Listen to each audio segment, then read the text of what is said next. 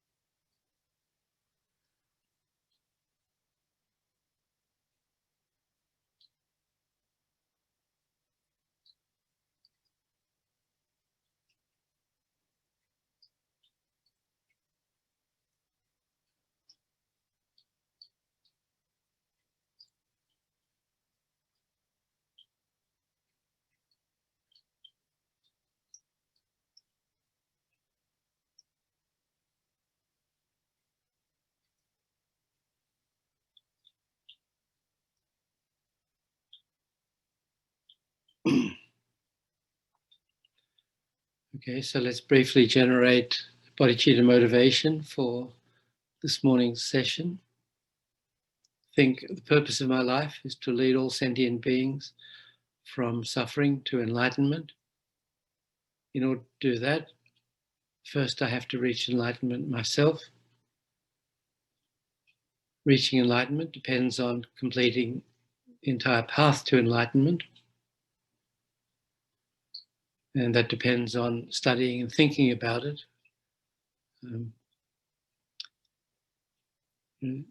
Therefore, I'm going to study this glance meditation on the whole Lam Rim, written by Lama Tsongkhapa, Foundation of All Good Qualities, to imprint the entire path to enlightenment on my mind.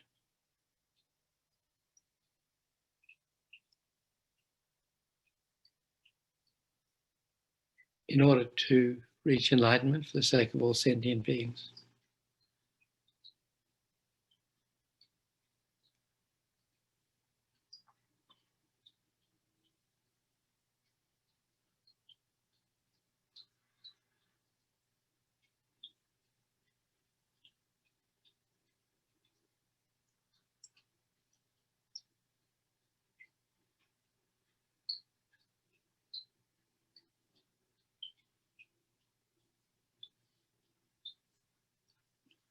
Okay, thank you.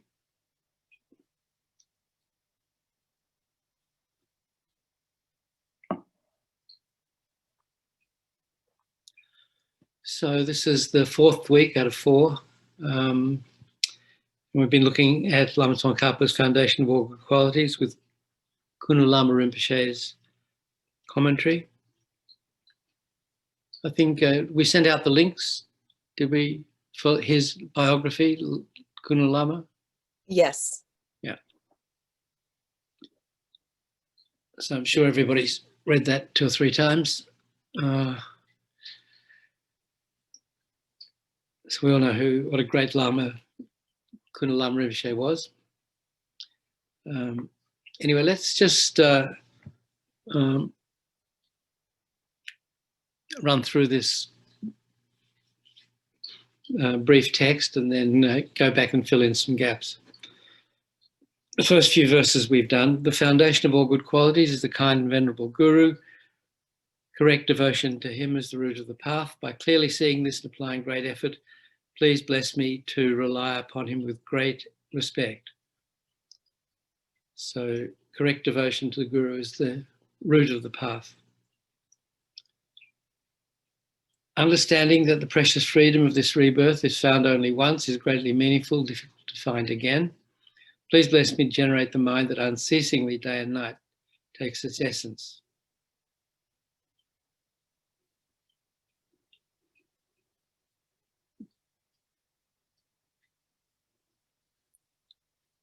This life is as impermanent as a water bubble. Remember how quickly it decays and death comes. After death, just like a shadow follows the body, the results of negative and positive karma ensue. Finding firm and definite conviction in this, please bless me always to be careful to abandon even the slightest of negativities and to accomplish only virtuous deeds. Seeking samsaric pleasures is the door to all suffering. They are uncertain and cannot be relied upon. Recognizing these shortcomings, please bless me to generate the strong wish for the bliss of liberation. Led by this pure thought, mindfulness, alertness, and great caution arise. The root of the teachings is keeping the Pratimoksha vows. Please bless me to accomplish this essential practice.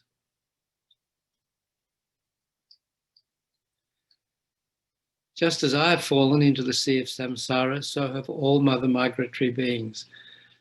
Bless me to see this, train in supreme bodhicitta, and bear the responsibility of freeing migratory beings. Clearly recognizing that I will not achieve enlightenment by developing bodhicitta. Without practicing the three types of morality, please bless me to practice the bodhisattva vows with great energy. By pacifying distractions to wrong objects and correctly analyzing the meaning of reality, please bless me to generate quickly within my mind stream the unified path of calm abiding and special insight. Having become a pure vessel by training in the general path, please bless me to enter the holy gateway of the fortunate ones, the supreme Vajra vehicle. At that time, the basis of accomplishing the two attainments is keeping pure vows and samaya. Having become firmly convinced of this, please bless me to protect these vows and pledges like my life. Then, having realized the importance of the two stages, the essence of Vajrayana, by practicing with great energy, never giving up the 4 sessions, please bless me to realize the teachings of the Holy Guru. Like that, may the Gurus who show the noble path and the spiritual friends who practice it have long lives. Please bless me to pacify completely all outer and inner hindrances. In all my lives, never separated from perfect Gurus, may I enjoy the magnificent Dharma. By completing the qualities of the stages and paths, may I quickly attain the state of Vajradhara. Okay, so that's just a run through the whole Lamrim according to this glance meditation on the Lamrim in the form of a prayer by Lama Tsongkhapa. So if you could read that or a similar glance meditation that gives us an overview of the whole Lamrim, plants an imprint of the whole path on our mind. If you could read that every day, that'd be amazing. Maybe once a week or a few times a week, whenever you can, you know. That way we imprint the whole path on our consciousness. And or you know, even if we could memorize this and then we can recite it when we're driving or whatever we're doing. And then whenever we receive a teaching from anybody, really, in any Buddhist tradition, if we're familiar with the Lamrim, we know where that teaching fits and how it applies to us in our own personal practice. So it's very useful to know the basic structure of the whole Lam Rim and some of the details at least.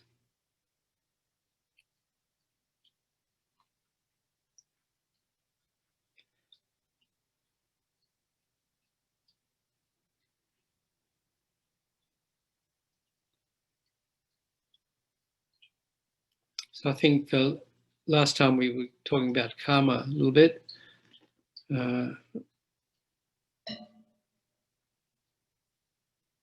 So the verse that says, if finding firm and definite conviction in this, that is that the results of negative, after death, just like shadow follows the body, results of negative, positive karma ensue.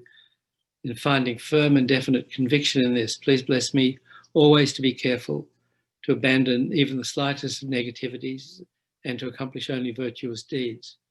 So I think I mentioned Geshe Zopa's commentary on Lam Rim Chenmo and Volume 2, the book on karma. I think you've got the link on that, so that's all about karma, not much more to say on that.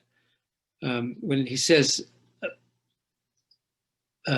abandon even the slightest of negativities, that's, because of the second, karma is definite, positive actions, positive karma brings happiness, negative karma brings suffering, karma is expandable.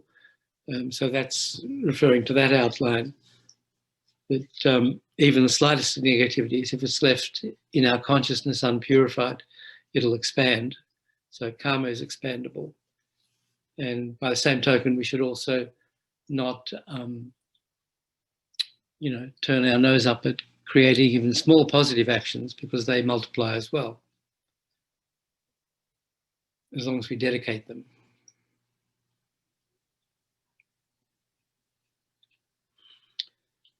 Then Rinpoche says, the next verse tells us that no matter how much we enjoy samsaric pleasures, there's no way to find satisfaction in them. Seeking samsaric pleasures is the door to all suffering. They're uncertain, cannot be relied upon. Recognizing these shortcomings, please bless me to generate the strong wish for the bliss of liberation. So he's talking there about developing renunciation. So, we've talked at different times about different ways of dividing the Buddha's teachings, into method and wisdom, or Mahayana and Hinayana, or Hinayana and Shravakayana and Pratyeka Buddhayana, and Mahayana into Sutrayana and Tantrayana, all these different ways. Then there's also the three principal aspects of the path, which is actually the title of another short Lam Rim glance meditation written by Lama Tsongkhapa in the form of a letter to a disciple. I don't know if you guys studied that, the three principal aspects of the path.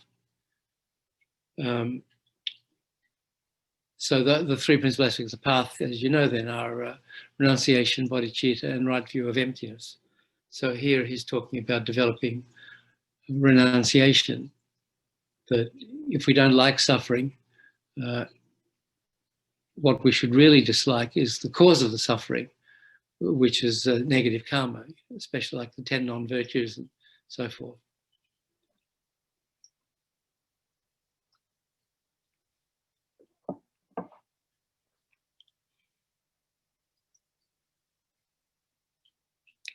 So Rinpoche's, Khunu Lama Rinpoche's commentary on this verse is, whatever beautiful objects we see, we're never satisfied.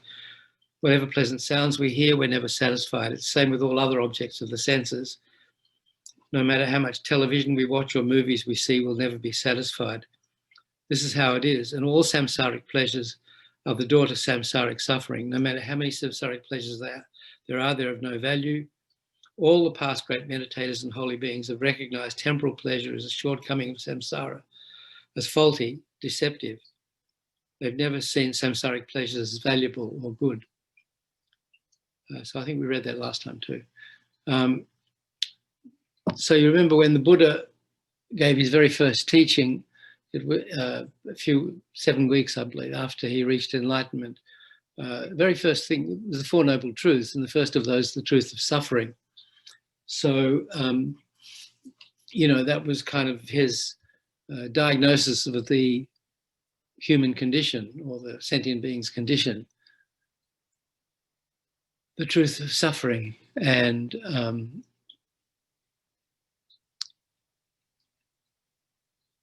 when we come to meditate on suffering as one of the methods for developing renunciation, there are different ways of looking at it. I think we've talked a number of times about the three sufferings. The gross suffering, suffering of pain, suffering of suffering, it's called.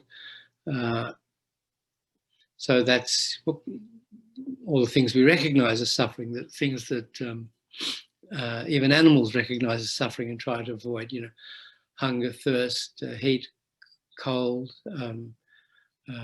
sickness, injury, death, meeting unpleasant circumstances, losing things that we have,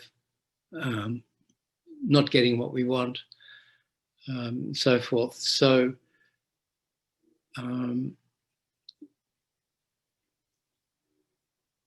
maybe we don't have to meditate so much on that, but that's to recognize those sufferings as suffering. The second one is changeable suffering, and that's what Rinpoche is referring to here when he talks about samsaric pleasures, that even though we experience pleasant feeling in contact with certain people, certain foods, certain sounds,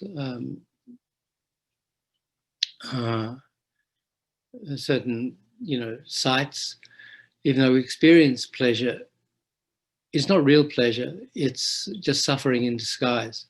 And we see the pleasant, the object of pleasure, the pleasant object, the pleasant sense object, as inherently pleasant, as if the pleasantness is coming from the side of the object. Whereas, that's our instinctive reaction to it. And that's what we've been doing since beginningless time, which is why we're still here.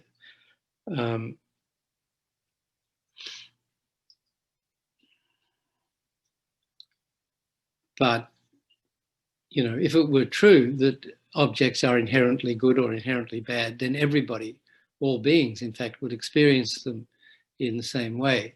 And obviously, they don't. We don't. Not everybody likes the same food. Not everybody likes the same music, so on and so forth. So, right there is proof that the things that we think pleasant and good are just, projections of our own mind. That there's nothing inherently good or pleasant in these other people or in the objects that we then get attached to and find it difficult to separate from.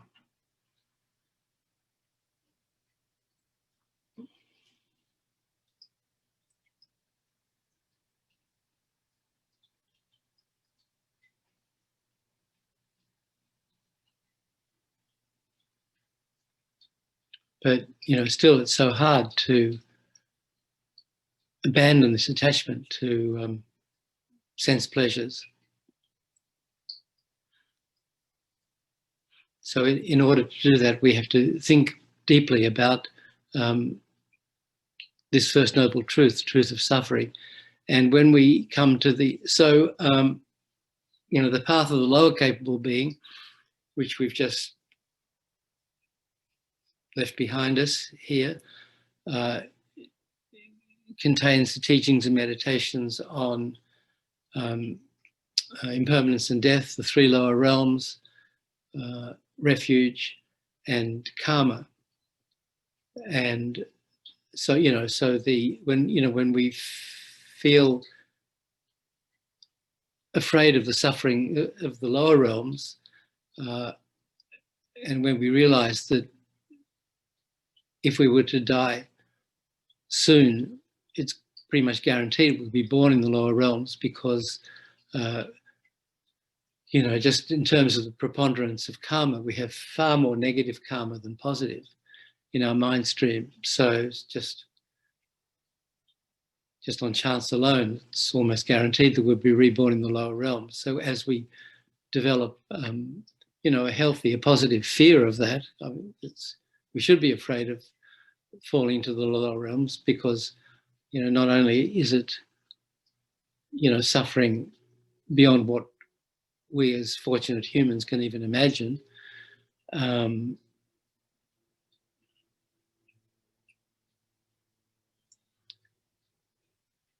once we're there, we can't, as we talked last week, we can't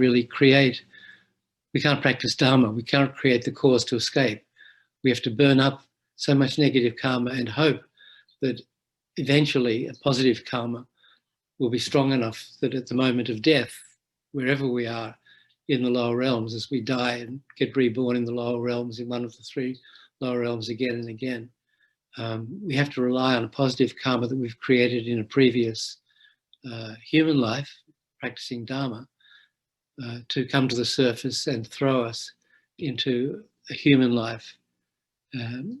And, you know, as we've gone over it again, you know, not just an ordinary human life, but perfect human life with all these opportunities that we have to practice Dharma. So that's a great shortcoming of being in the lower realms, that there's pretty much nothing we can do ourselves to get out. And we're at the mercy of our previously created karma.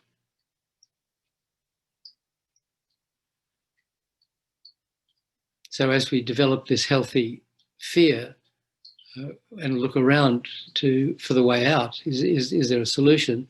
Yes, there's a solution. It's a Buddhadharma Sangha. So that's the fear of suffering, and you know, understanding the qualities of the good qualities of Buddhadharma and Sangha, their ability to save us from samsara, from all these different sufferings. We can develop an understanding faith in Buddhadharma, and that sort of draws us towards the objects of refuge and away from suffering that we fear. So have you all studied refuge, like Discovering Buddhism module and all that? You know, there are a number of commitments that we make when we take refuge. And but basically what the project is, you know, what our obligation is to understand and follow karma, stop creating negative karma, and purify the negative karma we've already created, and create positive karma, you know, develop the good qualities that we have and acquire the good qualities that we don't have. And so that's kind of our life's work, really, right there. So the suffering of suffering, the changeable suffering, the, you know, what we call samsaric pleasure, it's actually not real pleasure. It's actually, by nature, it's suffering, because the pleasure that we experience doesn't last. It just turns into suffering. It changes into suffering, and into the suffering of suffering. And why those two levels of suffering exist, why we're experiencing them, is because of the third deepest level of suffering, the pervasive suffering. It means having this mind-body combination that's under the control of delusion and karma. Because of that, we have to experience these other two levels of suffering. And, you know, our lives are always up and down, a little bit of pleasure, a little bit of suffering, a little bit of pleasure, a little bit of suffering. And it's kind of like a wheel that we never get off. So there are those three levels of suffering, but also there's the six sufferings. Another way of looking at suffering is the six sufferings. So, you know, that's gone into some detail in Liberation in the Palm of Your Hand. So now we're coming to the path of the middle capable being, or the middle scope, the middle capable being, which is the goal of the practitioner of this level of the path, is to not just avoid being reborn in the lower realms, but to avoid being reborn in the upper realms as well, to avoid being reborn anywhere in the 6 realms. So that means developing renunciation to all of samsara, the so-called good and the obvious bad.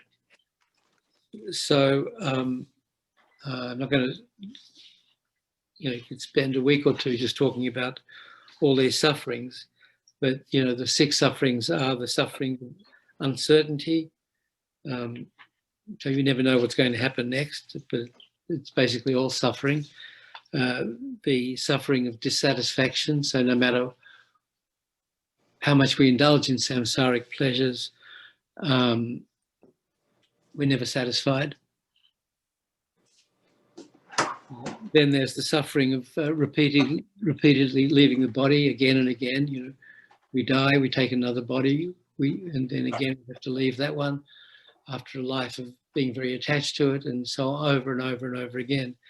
Then there's also the suffering of taking a body, taking a new body again and again. And so all the suffering of gestation and rebirth, and then growing up, and then growing old and dying, and then again having to be reborn and take another body.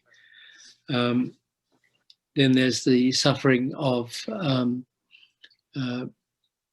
falling from higher to lower. So, no matter what status we achieve in cyclic existence,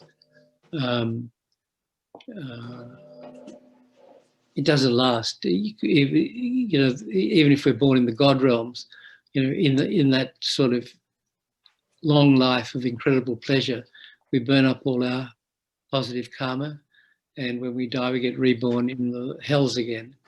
So, and even in this life, you can see people, well, even now, people achieve a higher position, and it's just so much suffering when you have to leave that high position. So that's that. And then the 6th one is the suffering of being born alone and dying alone. So, so that's quite a detailed analysis of the various sufferings we experience as humans.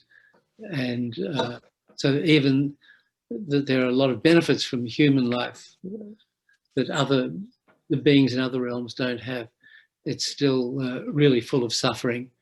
And then again we die and we get reborn in the lower realms. Then there's also the 8 sufferings. The suffering of rebirth, the suffering of aging, the suffering of illness, the suffering of death, the suffering of not finding what we want, the suffering of finding what we want but losing it, the suffering of encountering unpleasant people and circumstances. And then the 8th one is the same as the pervasive suffering, the suffering of just not having any control, being under of our body and mind controlling us rather than us controlling our body and mind.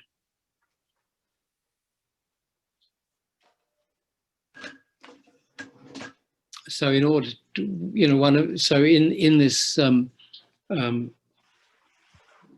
level of the path, the middle scope, so called, there's all these different ways of meditating on suffering in order to develop, in order to develop detachment from all the things to which we're attached and that bind us to cyclic existence. So, and then there's teachings and meditations on the other noble truths, the cause of suffering, the cessation of suffering, the path of cessation, so we have to meditate on that. And in general, the practices of this intermediate level of the path of the middle capable being, we have to practice conduct, concentration, and wisdom. So conduct means, following karma, and not just avoiding negative karma and creating positive karma, but actually taking vows, taking precepts in order to do. I think we come to that in a minute, and then developing concentration, and in order to escape from cyclic existence, which is the goal of the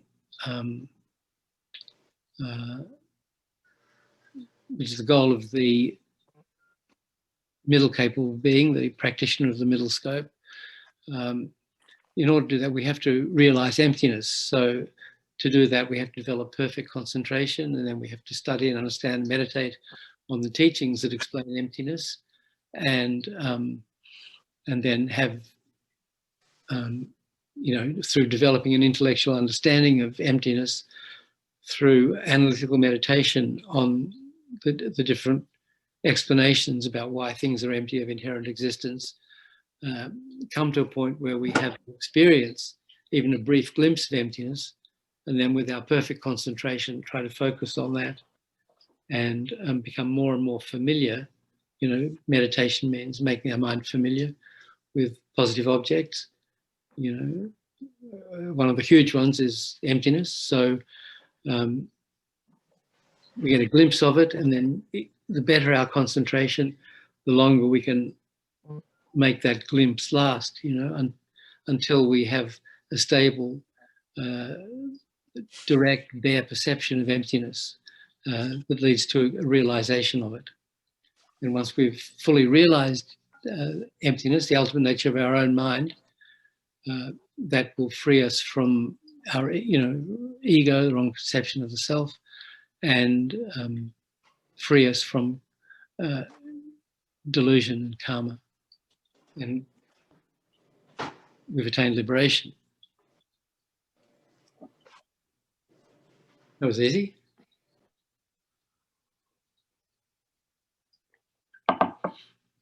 Yeah, the words are easy. Doing it's something else.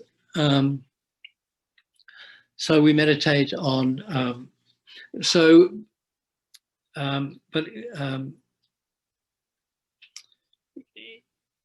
In our system in the Mahayana, since we're not aiming for individual liberation, since we're aiming for enlightenment for the sake of all sentient beings, before we really get into concentration and wisdom, those teachings and practices are kept till the path of the great capable being, till we're actually talking about the six perfections. So the six perfections are, generosity, charity, whatever you call it, giving, morality, patience, effort, and the last two, concentration and wisdom. So in the Lama Rim system, since it's aimed at bringing us to enlightenment, we really study and practice concentration and wisdom to develop the right view of emptiness. We practice those at the end of the path after we've developed bodhicitta, and we doing those practices with bodhicitta motivation. If we don't do them with bodhicitta motivation, there's a danger of what they call, falling into the lower nirvana. So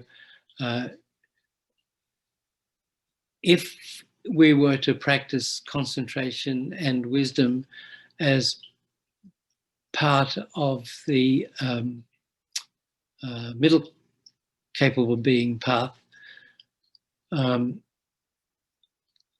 that even though may have developed strong renunciation through meditating on suffering and Four Noble Truths and the 12 links of dependent origination, we also meditate on that to understand the mechanics of being reborn again and again in cyclic existence, and how we create these 12 links that bind us ever more tightly onto the wheel of life, you know. If we were to meditate at that level before having developed bodhicitta on and develop perfect concentration, so as our concentration gets better and better, our mind gets clearer and clearer, and you know we have these different levels of internal joy and bliss. If we don't have compassion for other sentient beings, if we're not doing it with an altruistic motivation, if we're not doing it with bodhicitta, there's a danger that we'll get attached to it, because it's such incredibly blissful feeling that there's a strong danger of getting very attached to it. Just the bliss of single-pointed concentration, or these higher levels of shamatha or calm abiding. And then, you know, as we meditate on and experience emptiness, those feelings increase even more. So there's a danger of getting sucked into that and then just attaining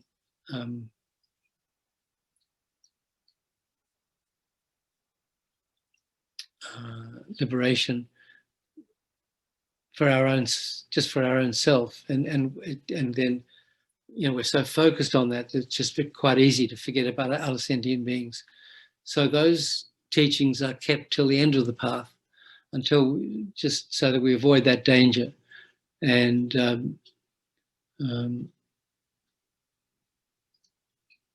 you know, and personally, of course, there's not a danger as such. It's only a huge benefit for us to put an end to the beginning of the suffering and attain individual liberation. It's an incredible achievement.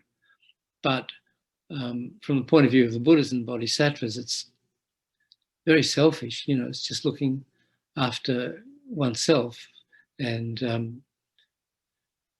you know, forgetting how even to get there, we've had to depend so much on the kindness of other sentient beings. It's like you could almost never finish describing the kindness of other sentient beings. So to abandon them and just to take the benefit we've received from them and just keep it all for ourselves is, you know, it's that's considered a danger. So we don't study and meditate on concentration and wisdom till we get to the end of the path, near the end of the path. So please bless me to generate the strong wish for the bliss of liberation. But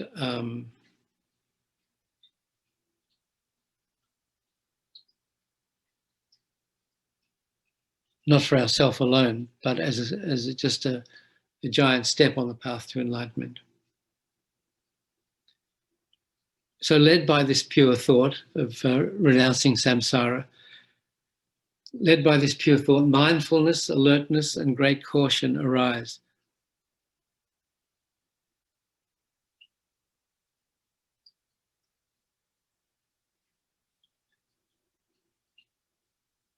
So, you know, as we've spoken before, when we're meditating, trying to focus our mind on something and develop mindfulness or other, you know, good memory of what it is our mind is supposed to be focused on, say it's the breath, mindfulness, alertness, then there's this little corner of the mind that's watching as a sentry for distractions to try and deflect them before they can pull the main part of our mind, you know, which is meditating on the object, before distractions can pull us off the object. And great caution, you know, always being aware of delusions waiting to come and grab our mind, as they've been doing since beginningless time. So to help us, the root of the teaching is keeping the Pratimoksha vows. Please bless me to accomplish this essential practice. So, as Lama Zopa Rinpoche always says, that the essence of morality, which is the fundamental basis upon which we practice Dharma, the essence is keeping precepts. And so you guys take the 8 precepts from time to time?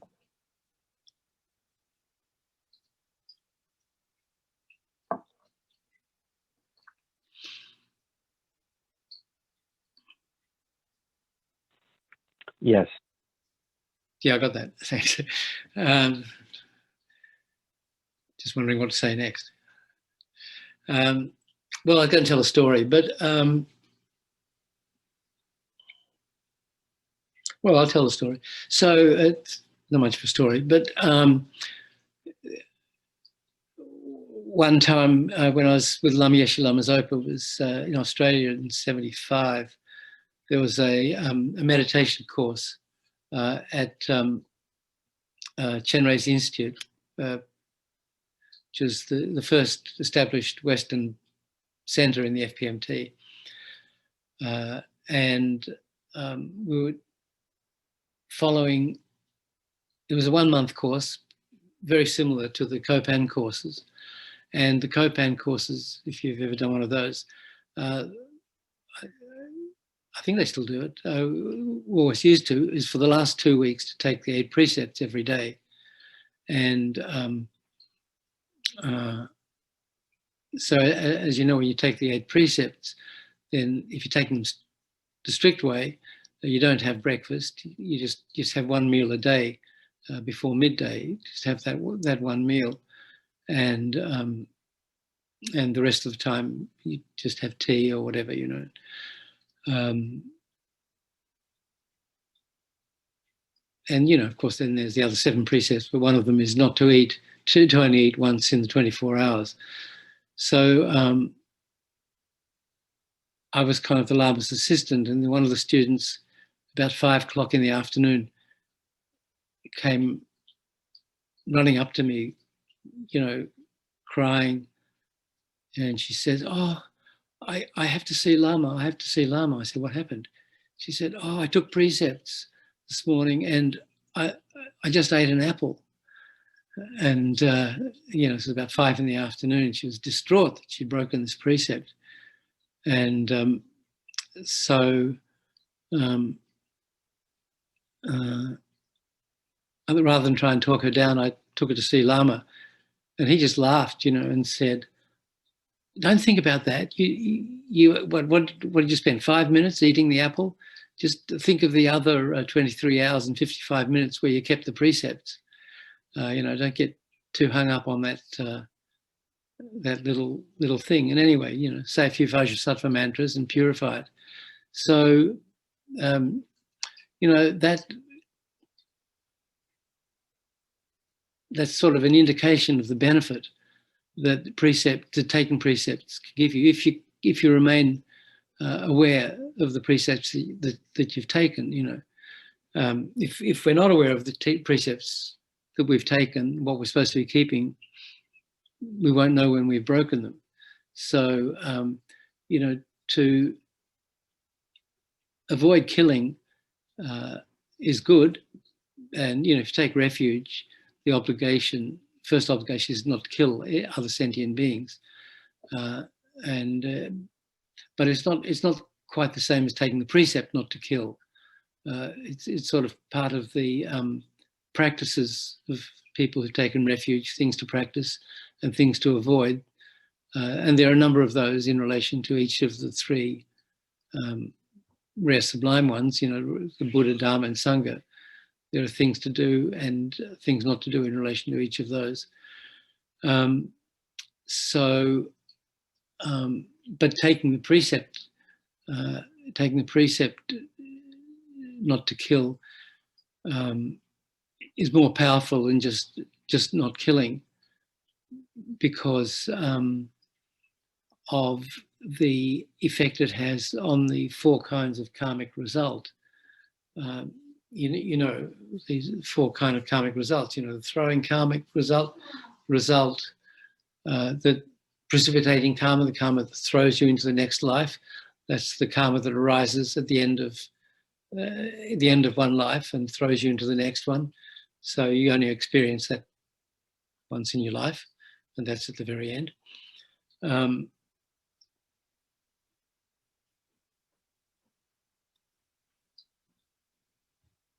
then there are two kinds of, so there's the throwing karma, and then there are three kinds of completing karmas.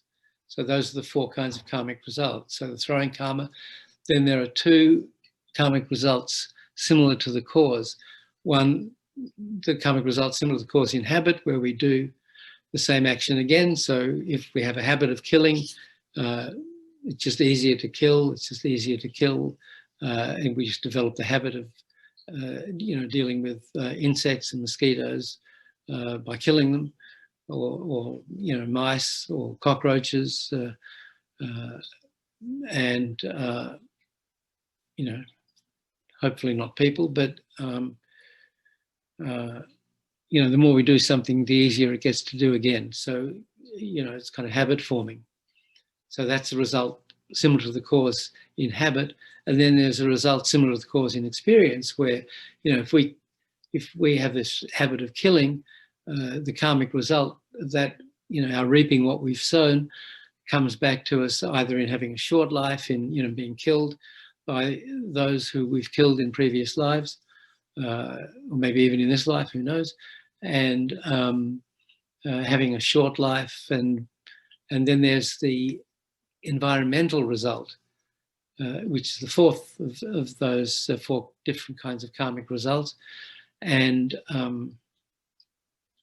so, from killing, we can be born in, a very dangerous environment, or we can get, our life can be shortened through illness, or, we can, even when we take medicine, we can have a reaction and die from some side effect of the medicine. So generally, to have a short life. So these are the kind of things, karmic results we get from killing. So by making it, and the worst of those results, of those four results, Rinpoche, Lama Zopa Rinpoche often says, is the result similar to the cause in habit, where we just constantly do the same negative action again and again. So four negative karmic results. So when we do purification, that's why we have the four opponent powers. What do those four, why are they called opponent powers? Because they oppose those four karmic results. So making a vow not to kill is the antidote to this result similar to the cause in habit, where we have the tendency to repeat the negative action again and again. So having taken a vow not to kill, it heightens our awareness of our actions. And, if we're about to swat a mosquito, we remember, oh no, I vowed not to do that. So that protects us from that negative karma. So Lama Yeshe used to call taking precepts, putting ourselves into the peaceful prison. So putting ourselves in on the street, onto the straight and narrow, where we avoid creating negative actions, and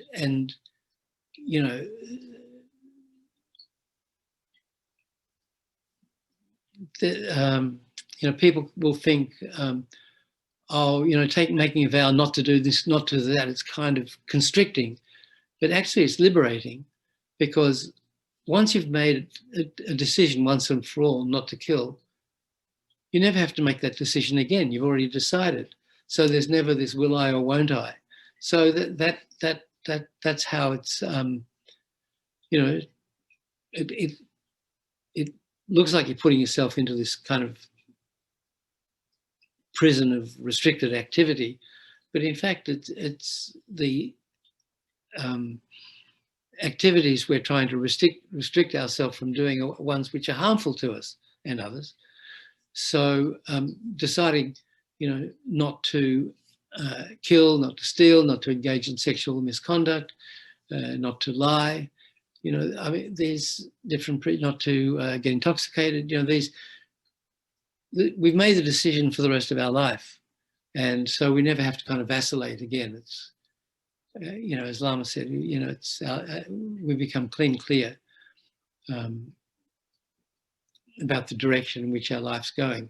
And those are just the 5 lay precepts. You know, there are a lot more we can take, as we know.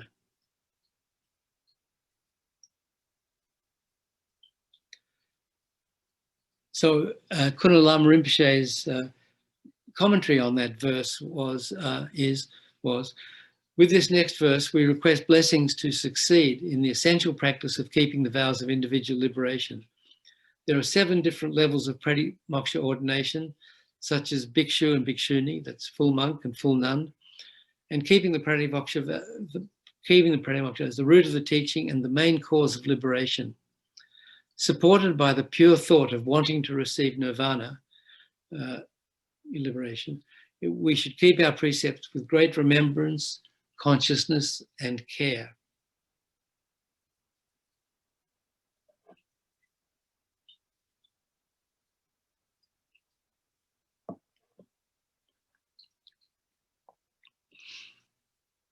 So, you know, we remember that we've taken a vow for 24 hours not to eat after we've had our lunch. So then we, you know, just trying to keep that in our memory. I mean, you know, we're doing other things, but the awareness of it should be there. And then the alertness, you know, the impulse, oh, I'm hungry, oh, there's an apple. That should say, no, not now, you know, you've vowed not to do that. And so that's how taking the precepts can make us more aware of when we're about to create negative actions, and we can stop ourselves. We shouldn't be like those practitioners who say that they're focusing on tantric practice and therefore don't need to concern themselves with sutra practices like keeping the Pratimoksha vows. We should observe whatever Pratimoksha vows we've taken with great care. First, it's necessary to generate the mind wanting to abandon samsara. Without renunciation of samsara, we cannot receive even hinayana nirvana, you know, the liberation of the Shravaka and Pratyeka Buddhayana. So, yeah, we know about that. Then, after generating the mind renouncing samsara, it's necessary to generate bodhicitta. Without bodhicitta, we cannot receive enlightenment. Therefore, it's necessary to practice bodhicitta. The next verse reads, just as I fall into the sea of samsara, so have all other migratory beings. Bless me to see this, train in supreme bodhicitta, and bear the responsibility of freeing migratory beings. So Rinpoche says, look at yourself. Since beginningless time, you've been suffering incredibly by wandering endlessly through the various realms of psychic existence, mainly the hell, preta, and animal realms. And just as you've been suffering in samsara since beginningless time, so too have all other samsaric sentient beings. Thinking in this way, cultivate bodhicitta, or as the prayer says, please bless me to receive bodhicitta by understanding this.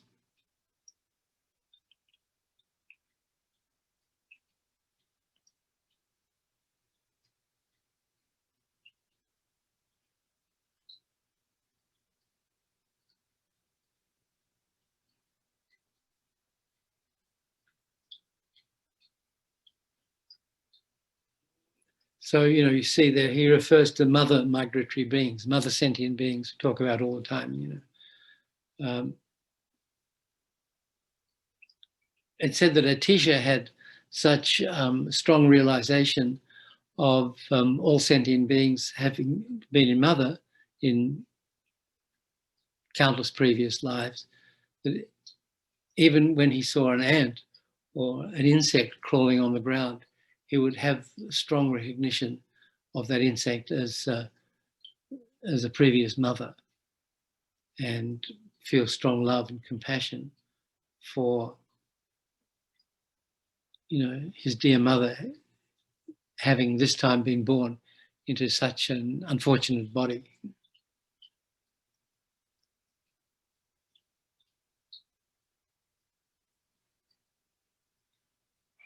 So to help us, we know about the sevenfold cause and effect meditation. You're familiar with that.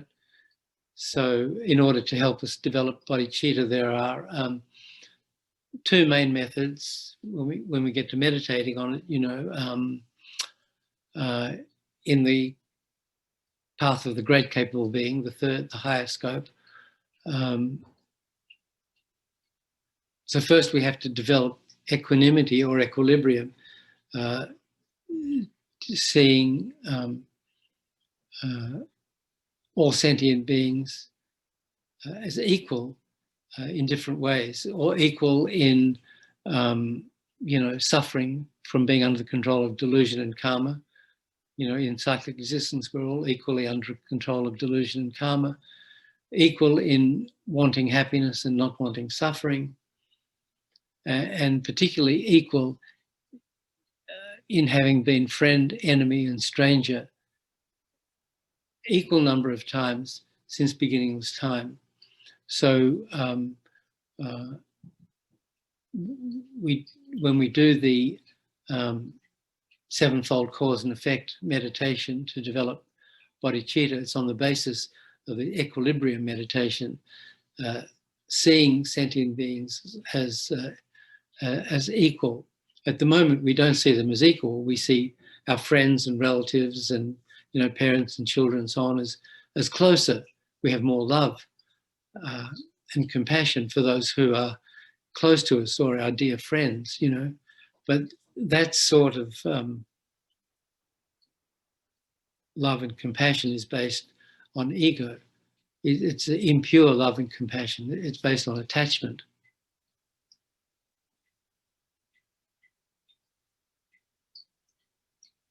And then we see other sentient beings whose actions we don't like, whose personalities we don't like. Maybe they've harmed us, or they're in a group of people that we have prejudice against or something. There's many different ways that we can dislike others, even beings we don't know. We can have hatred or dislike for them and want to harm them for one reason or another. So on one hand, we have friends, on the other, we have enemies, which is also based on the ego and attachment. And, we have the wrong conception of the self. And then on the basis of that, we have attachment to people and things that bring pleasure to that ill-conceived self. And then when something happens to interfere with our attachment and pleasure, we get angry. So that's how the three poisons function within us. The basis is ignorance. On that we generate attachment from that false base, and then because of the attachment, anger is easy to generate when we get frustrated by something or other.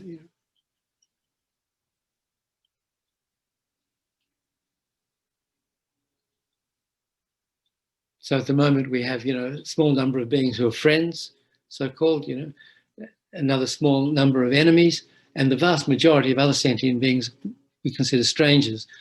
The friends are those who help us, the enemies are those who harm us, and the strangers are those who neither harm nor hinder, neither help nor hinder. So as if they have no connection with us. And it's all totally deludedly wrong, and it's all based on these ignorant minds of ignorance, attachment, and aversion. But even those minds aren't permanent. We're always changing. So, our attachment's changing, our aversion's changing, and our designation of others as friends and enemies change. Even, if someone we call friend does something we don't like, it can poison that relationship forever, and for the rest of the life, So a friend very easily can become an enemy. And the same way, an enemy, can become a friend, I mean, on the national level, a few years ago, the whole country's fighting Vietnam. Now everyone's going to Vietnam to get their stuff made. It's like, and individually, we say, it's this person we didn't like, but somehow the person apologized to us or maybe does something nice for us, and all of a sudden think, oh, not so bad after all, so that disliked person can become a friend. And so it's always changing. And so the designations we make of others as friend, enemy, and stranger now, they're very transient and based on totally wrong logic. So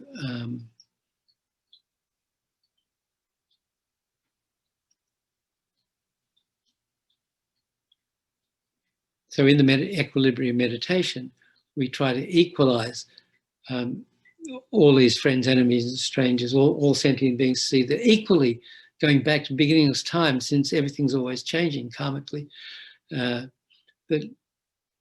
every sentient being has been everything to us numberless times. And so these very temporal designations are totally ridiculous and nonsensical if you take the broader perspective.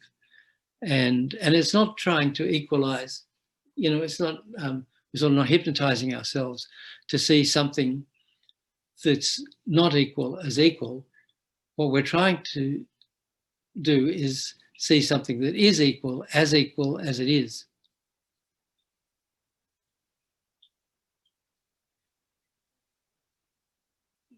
But, something that our ignorance, attachment, aversion prevent us from seeing. So first we equalize sentient beings like that. And then we do the sevenfold cause and effect meditation, which is called that because it has 6 causes that lead to 1 effect. So that we meditate on all sentient beings as having been our mother. So as we just saw in the equilibrium, all sentient beings have been everything to us. But here we focus on, since we're trying to develop positive states of mind, love and compassion, we take an object which for most of us is the dearest object, our mother, and see that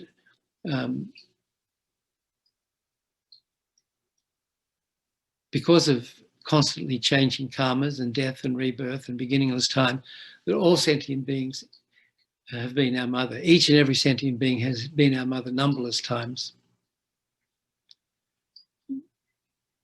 So then the second one is meditate on, remember the kindness of the mother, of what our mother went through to bear us, and how our mother protected us in the womb and once we were born, and how the mother saved our life countless times and fed us and protected us from harm, and saw to it that we have a good education in the ways of the world, so that we can have a successful, happy, independent life.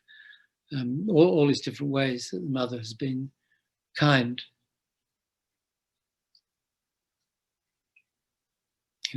Even would give her life for us, and created so much negative karma and had to experience suffering on our behalf. So kind in so many ways.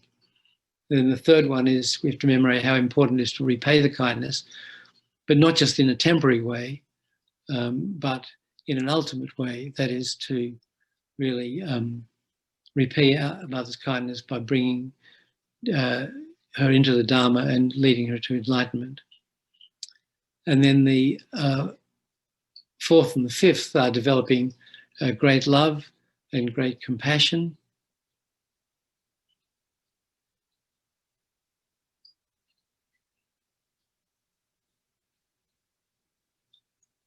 So, true love is wanting others to be happy. Love is wanting others to be happy. And compassion is wanting others to be free from suffering. And great love is wanting equally all sentient beings to be happy, and great compassion is wanting all sentient beings equally, without excluding even one, to be free from suffering.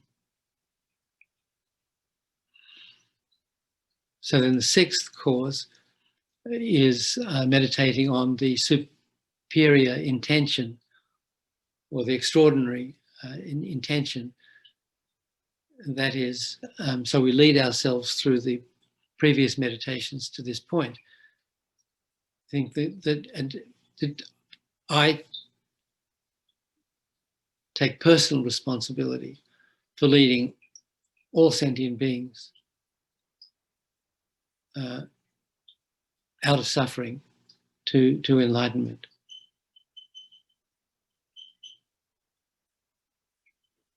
And, you know, I myself alone will lead sentient beings from suffering. So then the seventh, so the effect of that, those six is to, the effect of that is the seventh step is to generate bodhicitta. Think, well, if I want to lead them to enlightenment, how do I do it? I have to reach enlightenment myself. Therefore, I will reach enlightenment in order to enlighten all sentient beings. So that's how those six, based on equilibrium, those six causes lead to the effect of generating bodhicitta.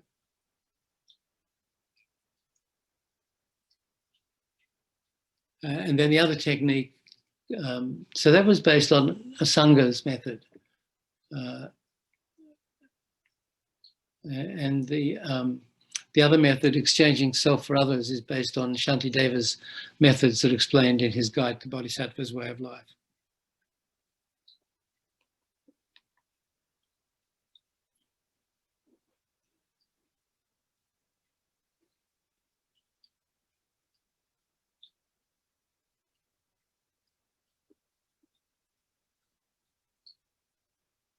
So then the next verse of Lama Tsongkhapa is, clearly recognizing I'll not achieve enlightenment by developing bodhicitta without practicing the three types of morality, please bless me to practice the bodhisattva vows with great energy.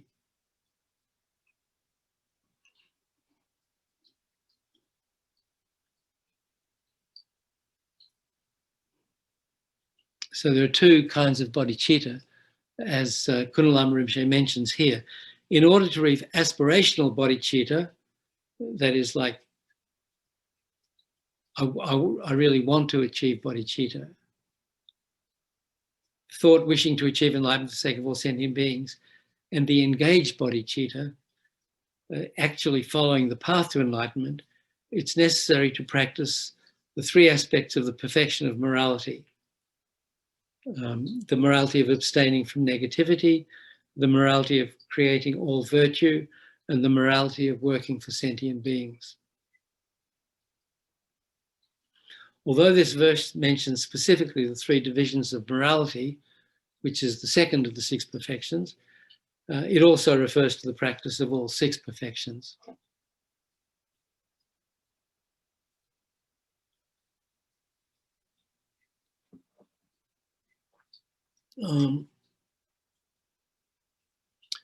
I don't have these to wave at you, but Wisdom Publications have just published a couple of books of Lama Zopa Rinpoche's teachings on bodhicitta.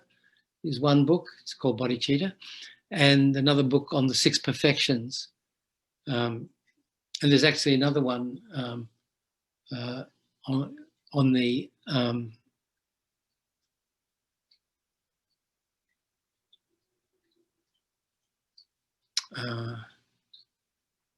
the third perfection of patience. There's another book of Rinpoche's teachings on patience, a lot of which comes from the sixth chapter of Shantideva's Guide to Bodhisattva's Way of Life.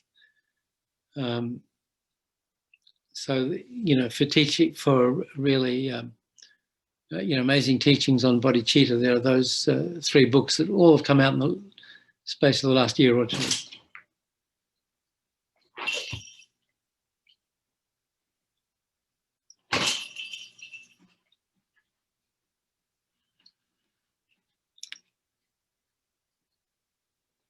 However, the following verse refers more specifically to the last two perfections, concentration and wisdom. So as I was mentioning before, by pacifying distractions to wrong objects and correctly analysing the meaning of reality, please bless me to generate quickly within my mind stream the unified path of calm abiding and special insight. So we develop, well, anyway, let's see what he says. Here, Lama Tsongkhapa is saying that our minds are always distracted by objects of the senses, for example, attractive visual forms or interesting sounds. Our minds are always concentrated on those. Calm abiding or mental quiescence, shamatha, is a kind of reversal of our normal attraction to sense objects. The opposite of distraction is control. It is the control of single-pointed concentration. Shama means peace. Ta means one-pointedness. That's Sanskrit word. In Tibetan, it's shine.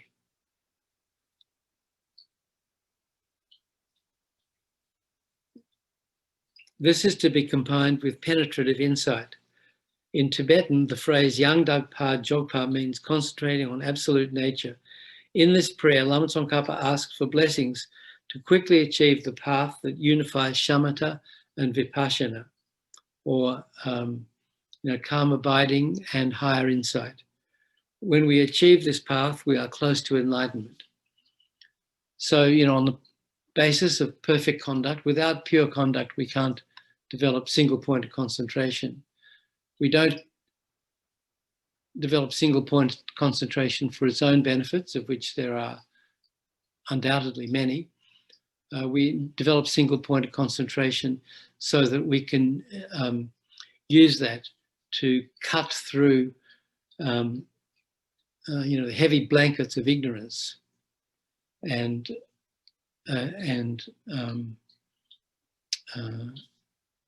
have a direct perception of ultimate reality or emptiness. So as I mentioned just before, we do analytical meditation on emptiness, the different kinds, and we come to the conclusion, yes, things don't exist the way I perceive them. Things are totally empty of inherent self-existence. And when we come to that clear intellectual understanding, we focus on that with our single-pointed concentration until that intellectual understanding of emptiness becomes an understanding, beyond words, like it becomes a direct experience or a direct perception of emptiness, of ultimate reality. So then and it might be just a glimpse and then it's gone. So then we analyze again and come to that same point and again concentrate. And so gradually we can extend the period which we're experiencing emptiness, face to face. And gradually that will displace the ignorance that we've had since beginningless time until it's there forever, and ignorance is gone forever. And once ignorance is gone, it can never come back. Because, like brings like. So if there's no ignorance in our mind, there's nowhere for future ignorance to spring from.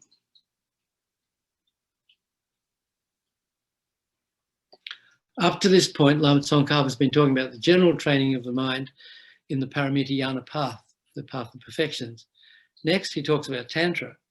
Having become a pure vessel by training in the general path, please bless me to enter the holy gateway of the fortunate ones, the supreme Vajra vehicle.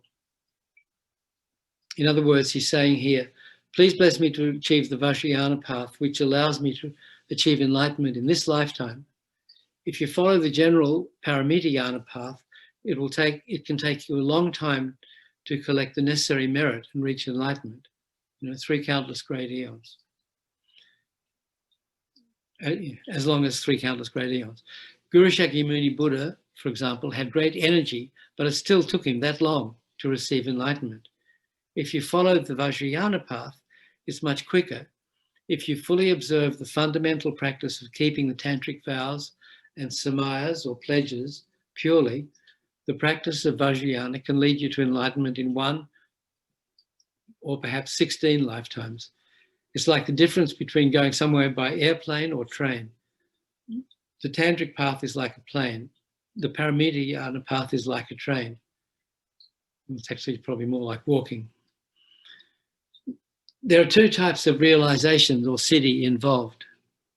There are the general realizations, of which there are 8, such as the attainment of the sword, the attainment of the eye medicine, and so forth. So these are tantric topics, and the sublime realization, which is enlightenment itself.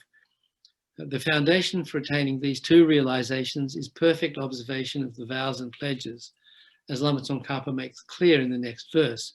At that time, the basis of accomplishing the 2 attainments is keeping pure vows and samaya. Having become firmly convinced of this, please bless me to protect these vows and pledges like my life. He says, please bless me to observe vows and pledges just as I take care of my life, because he thinks that in order to receive the uncreated or effortless stage, it's more important to observe the vows and pledges, the foundation of all realizations, than to take care of the temporal life.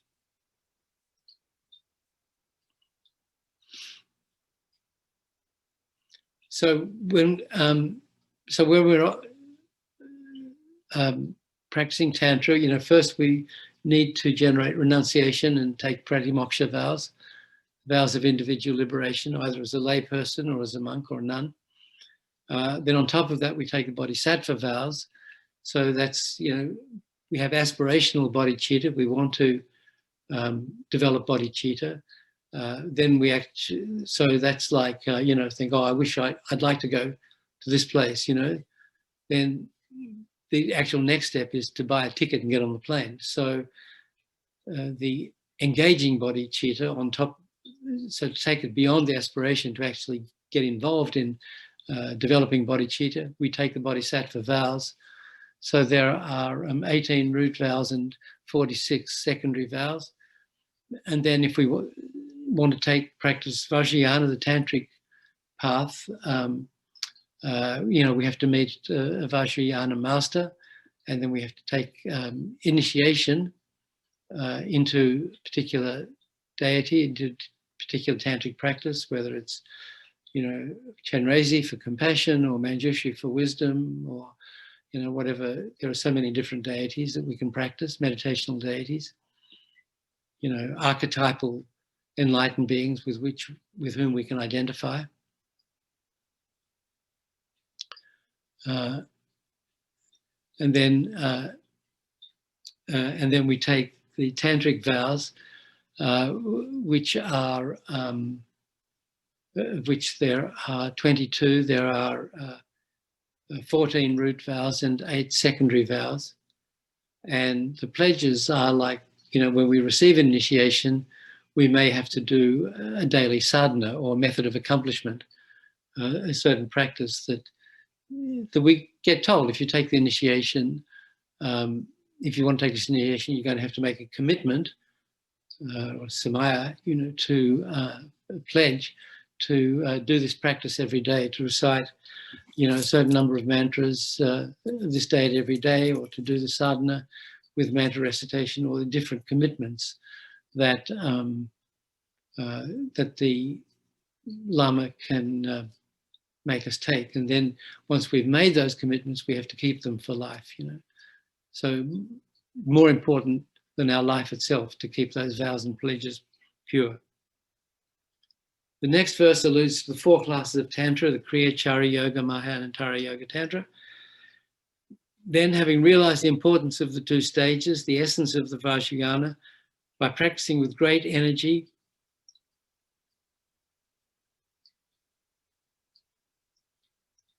never giving up the 4 sessions, please bless me to realize the teachings of the Holy Guru.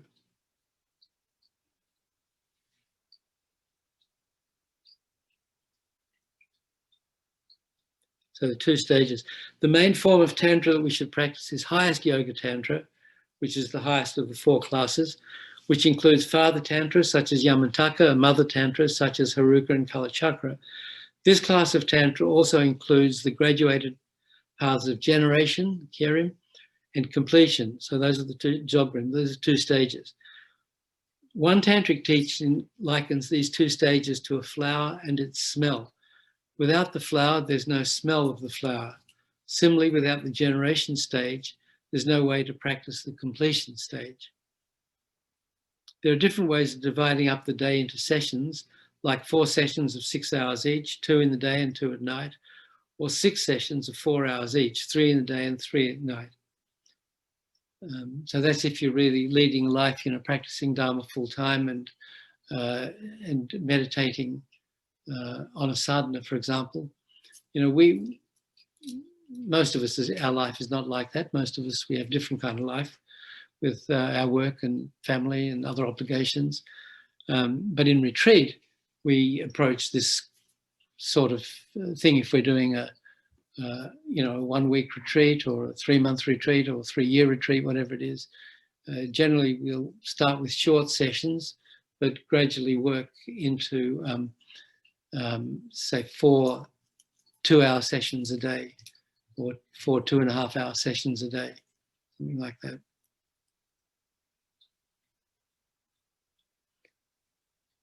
Like that, may the gurus who show the noble path and spiritual friends who practice it have long lives. Please bless me to pacify completely all outer and inner hindrances. Here we pray for blessings for our gurus who show us a noble path and our spiritual friends who follow it correctly, to live long lives, and for ourselves to be able to pacify outer and inner hindrances. Outer hindrances are, for example, external enemies, other living beings who harm and disturb us, our Dharma practice. Inner hindrances, such things as sickness that afflict our body and negativities that afflict our mind.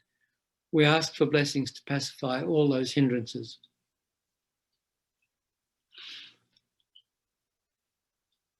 The last verse, in all my lives, never separated from perfect gurus, may I enjoy the magnificent Dharma. By completing the qualities of the stages and the paths, may I quickly attain the state of Vajradhara, primordial Vajrayana Buddha. This is a brief explanation of this prayer, the foundation of all good qualities, which, although short, is a very precious teaching.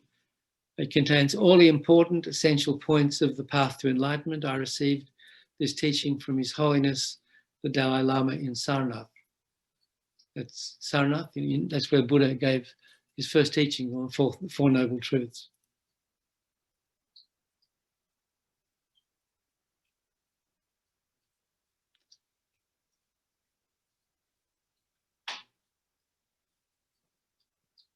So you all have access to this text. So then there's Khunu Lama does a sort of a wrap up of the whole thing, and then he answers some questions. So that's very interesting reading. We don't have time to go through that now, so please read that for yourselves.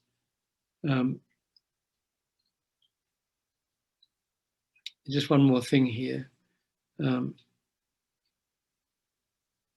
Guru Shakyamuni Buddha received enlightenment through reciting the mantra Tayata Om Mune Mune Mahamunaya Soha. Therefore, you too should recite it continuously. Say it 21 times with the Tayata at the beginning, and then continue reciting without it as many times as you can. Reciting this mantra once purifies 80,000 eons worth of negative karma. This is a very powerful mantra, Guru Shakyamuni Buddha mantra. In fact, Lama Yeshe nearly always started his teachings by reciting that mantra 3 times and then doing short meditation. So maybe we should have been doing that,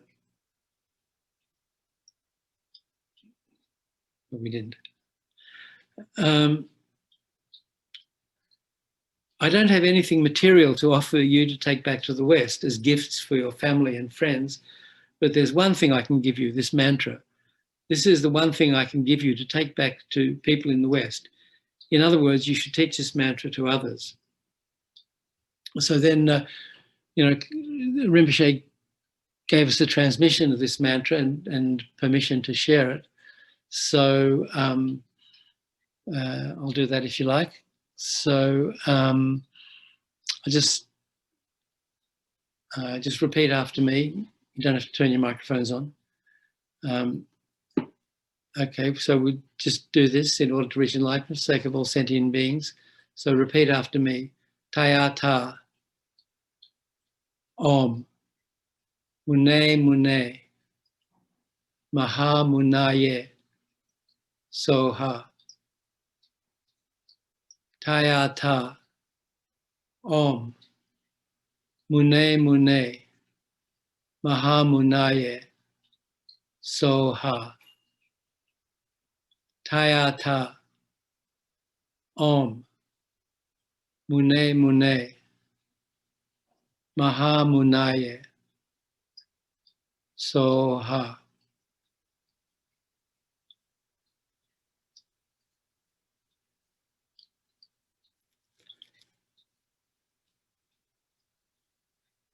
Oh, it's just pretending I'm a Lama, you know. I don't think I can carry it off somehow. Anyway, that's it. It's a very precious mantra, and because we received it from Khunu Lama Rinpoche, and he instructed us to share it with others, so that hopefully some, and I was there, you know, so if I wasn't there, I wouldn't be able to do this. So hopefully there's some unpolluted blessing got through.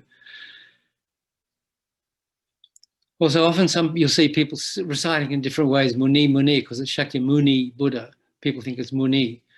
But Rinpoche was very specific to say it's Mune. Tayata Om Mune Mune, which is why we've written it here with a little acute accent. Mune Mune, Maha Munaye Soha. So, you know, if you can recite that, as Rinpoche says, you know, 21 times saying Tayata Om Mune Mune Maha Munaye Tayata, and then just Mune Mune Maha Munaye Soha. So, you know, if you can recite that every day, that'd be good. So I guess that's it. All right, well, thank you very much for putting up with me. It's been amazing, and how incredible you finished exactly in the 4 sessions. Do you have time for a question or two, Dr. Nick? Sure. So Vicky sent a question to me in the chat. She says, looking at cause and effect and karma objectively, it makes sense and seems, quote, fair. However, when we go to the lower realms, we don't have any memory of why we are there, and it takes eons to work our way back up. So from that standpoint, taking rebirth in lower realms, but not knowing why we are there, and therefore not having the ability or rationale for practicing Dharma, the quote, logic of karma seems to be flawed. Well, I mean, do we know why we're here? Forget about the lower realms. Do we even know why we're here?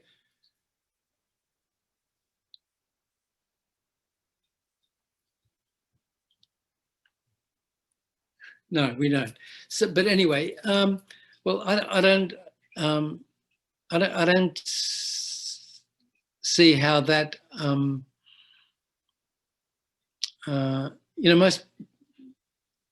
You know, as I'm saying, most people don't know why they're here, why we're here. You know, once we've studied Dharma, we're given an explanation that you know, this is a karmic result. And I just mentioned there are these 4 kinds of karmic results. You know, and the first one is the throwing karma that comes up at the end of the life.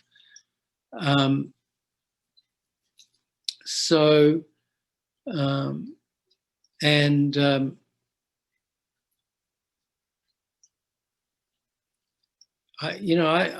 think I don't understand the question. Vicky, do you want to elaborate? Well, I'm not really sure what else to say. Why are you specifically mentioning the lower realms? I think most humans and most gods don't understand why they're there either. I mean, most samsaric sentient beings don't understand about karma. That's why we keep creating these chains of 12 links and binding ourselves tighter and tighter to the wheel.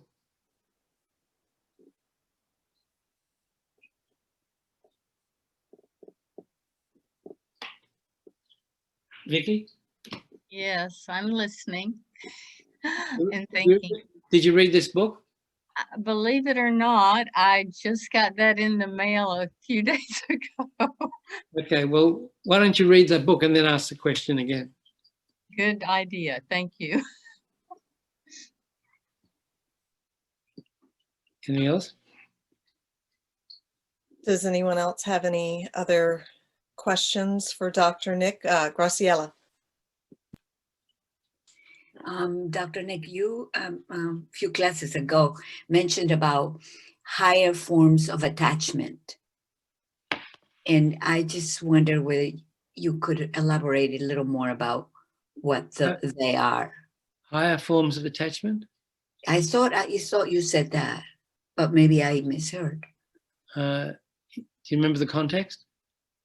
It was talking about, well, how attachment is negative and destructive, and then you said something unless you are. Oh, I see what you mean.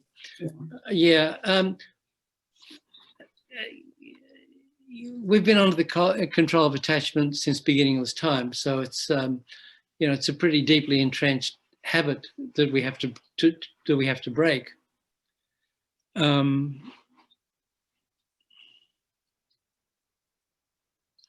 So we can't just all of a sudden think, oh, attachment's bad. Okay, I'm not going to be attached anymore. It's not that easy to get rid of it. But, and I think I mentioned, as the Buddha said, that if you desire all happiness, you have to abandon all desires. So the thing is, if at the moment the things we're attached to are not only unhelpful, but they're harmful. They keep us mired in samsara and drag us down more and more. So, but if we can switch our attachment to our teacher and to the Dharma, then that's like grabbing a rope that's going to pull us out of samsara. Once we're out, then we can let the rope go. We don't need it anymore. So, if we can hang on to the Dharma and to our guru until we're out of samsara, then we're the guru. We don't need them anymore, So I think maybe that's what I was talking about. Just at least transfer the attachment from something negative to something positive that, gives us the hope of escaping from attachment altogether. Otherwise, if we just stay attached to the lower objects of attachment, then we'll never get out. Right. But eventually, we'll be free of attachment altogether. And this is the path that, if we can be attached to the path that leads to freedom of attachment, it seems to me the right way to go. Yeah. Thank you very much. It's very helpful. Sure.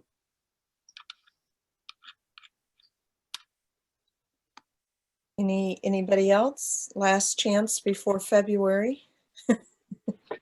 Yeah, this might be, but where are the Pure Lands in samsara?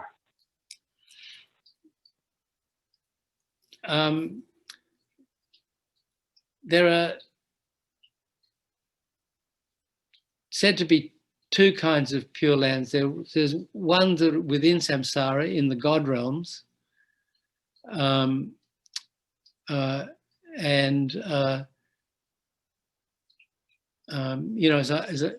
I mention before?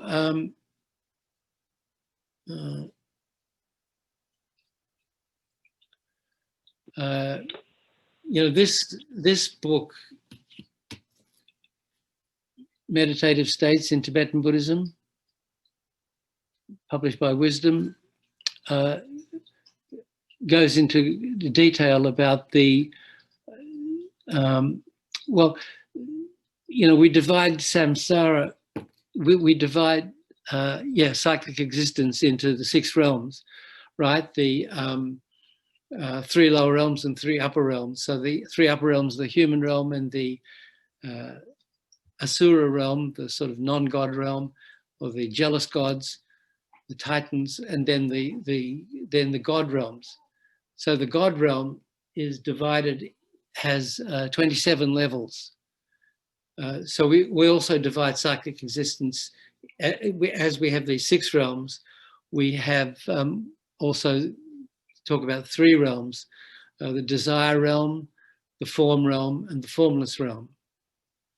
So the form realm contains the 3 lower realms, the human realm, the Asura realm, and the lower 6 of the 27 God realms.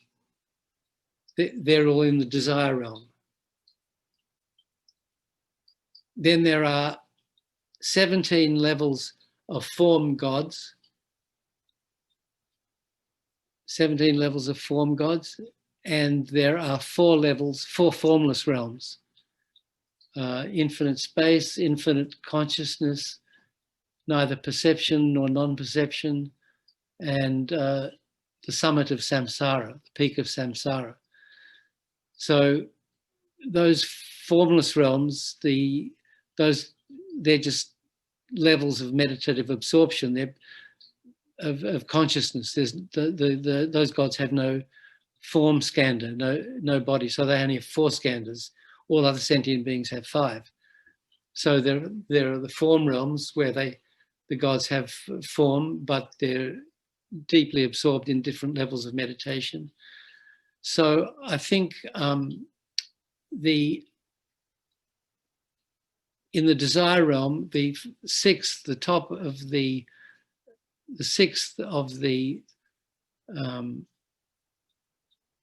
desire God realm is considered a samsaric pure land, but it's not really, it's not an ultimate pure land in that it's still within cyclic existence.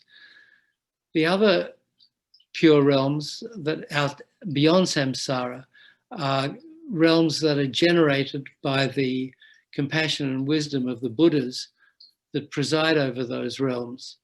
And those are the realms, you know, we have enlightened beings have the two bodies, a form body and a mental body. And the mental body is divided into the Dharmakaya and the Sambogakaya, which is the Sambogakaya is the ultimate nature of the Dharmakaya. The Dharmakaya is the Buddha's omniscient mind. So its ultimate nature is considered a mental form body, or a mental body rather. And the Rupakaya, the form body of the Buddha, is divided into the Sambogakaya, the enjoyment body, and the Nirmanakaya, which is a manifestation body, such as the Shakyamuni Buddha, or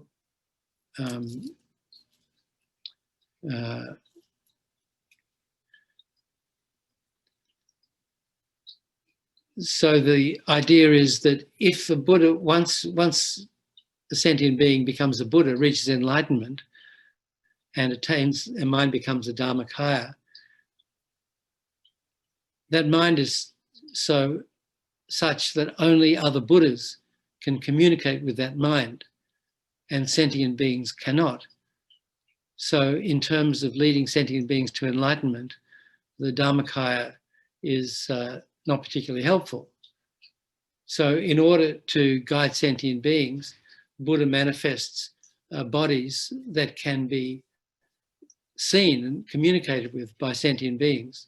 So Sambogakaya, or the enjoyment body or body of bliss, is a body that manifests in order to lead Arya bodhisattvas on the 8th, 9th, and 10th level to enlightenment. So the qualities of the Sambogakaya are that it's surrounded only by bodhisattvas. It's in the pure land of Akanishta. It gives only Mahayana teachings. It contains the 32 major and 80 minor marks of an enlightened being, and it remains until the end of samsara. So these are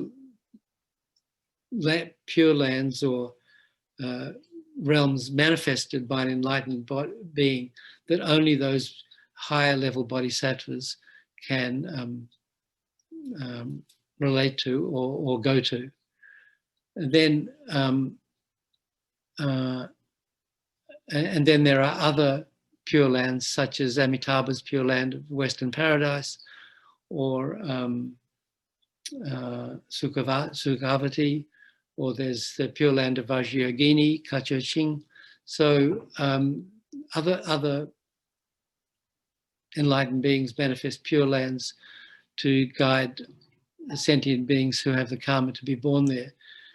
But you can't reach enlightenment in all the pure lands either. So Lama Zopa Rinpoche's dedication prayer for people or animals who've died often is, may the person be reborn in a pure land where they can reach an enlightenment.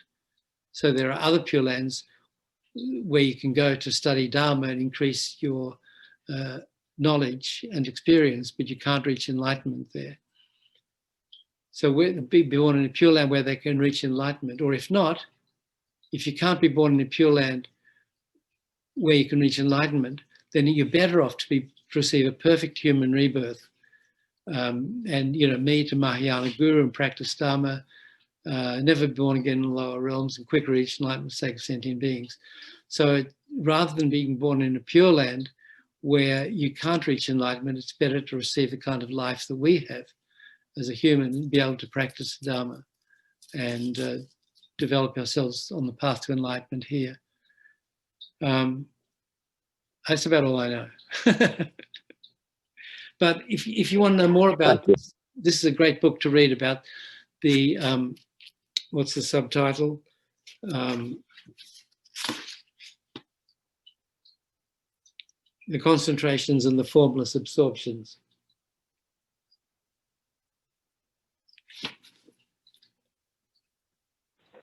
Thank you very much. You're welcome. Anybody else? All right. Well, we are so thankful, Dr. Nick, for this these sessions, and we're very much looking forward to seeing you again in February, starting in February. And if you can virtually accept this kata and offering from Tibten Kunga, we appreciate it so much. And yeah, I mean, words can't express the priceless teachings and our gratitude for your time and sharing your vast wisdom with us. So thank you. Okay, thank you. So appreciate that. So again, thanks for having me, and let's just dedicate the merit.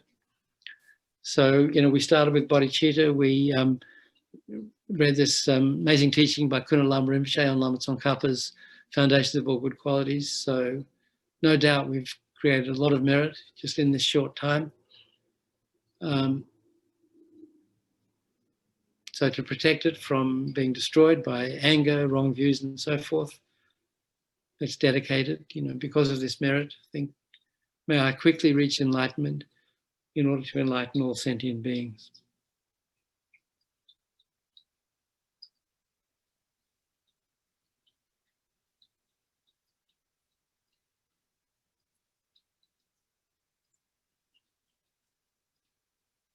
Okay, so thank you very much. And if there was an envelope there, please don't send it to me. Just offer it back to the center, okay?